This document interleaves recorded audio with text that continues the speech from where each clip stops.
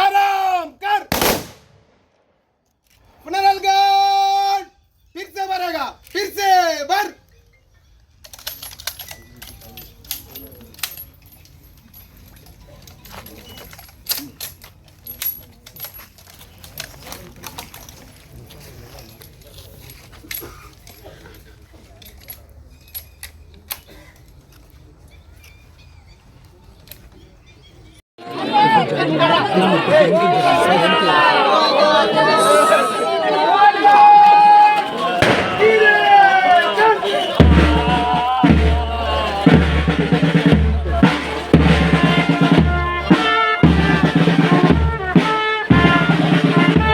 TCS constable ఒక accuse Riyaz అనే accuse తీసుకొస్తున్నప్పుడు అతను మన కానిస్టేబుల్ని మీద అటాక్ చేసి కానిస్టేబుల్ని ట్రాప్ చేయడం జరిగింది.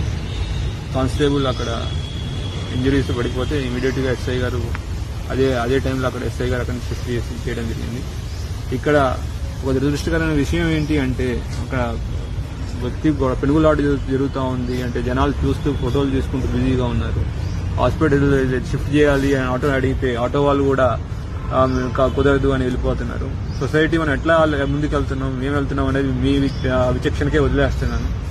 ఒక వ్యక్తికి ఇంజురీ అయింది, పోలీసే కాదు ఎవరైనా అయిండొచ్చు. ఒక వ్యక్తికి రక్తం కారుతూ ఇంజురీ ఉంటే మనం సహాయం చేయాల్సింది పోయి మాకొద్దు మాకు తెలియదు అని వదిలేసి వెళ్తున్నారు.